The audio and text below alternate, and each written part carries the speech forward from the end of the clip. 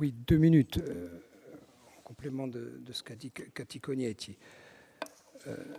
Évidemment, on est en adhésion totale avec ce rapport pour les motifs qui touchent au triptyque que vous avez rappelé. Il y a la recherche, naturellement, et ça renforce le rôle de l'université, dont je veux saluer le président. C'est très important. Il y a l'enseignement, et je pense qu'en termes d'attractivité, c'est un signal qui est déterminant. Et je voudrais finir par le troisième pied du trépied de nos raisonnements, c'est l'offre de soins. On doit tous avoir conscience que la préoccupation anxiogène la plus forte des Corses aujourd'hui, c'est l'accès aux soins.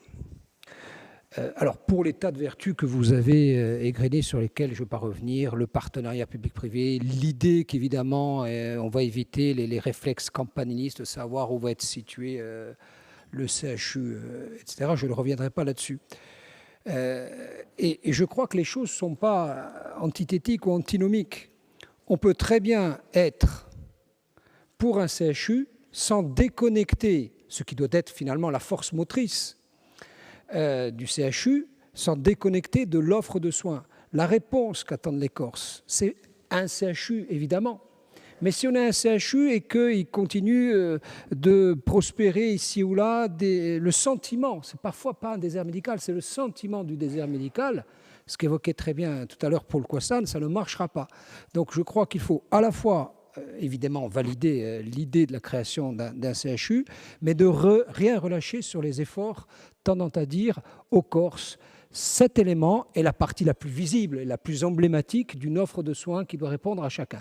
De ce point de vue-là, moi je ne sais pas, mon cher Pierre, s'il faut tout transférer à la collectivité, s'il faut que toute cette offre soit exercée par l'État. Moi je n'ai pas d'avis là-dessus.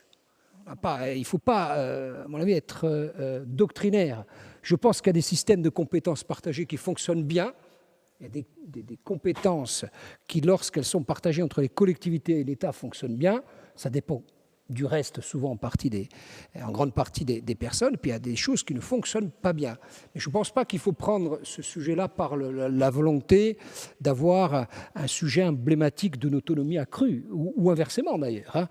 Moi, je pense qu'il faut le prendre comme la locomotive d'une préoccupation très anxiogène des Corses à laquelle nous avons tous le devoir en responsabilité de répondre.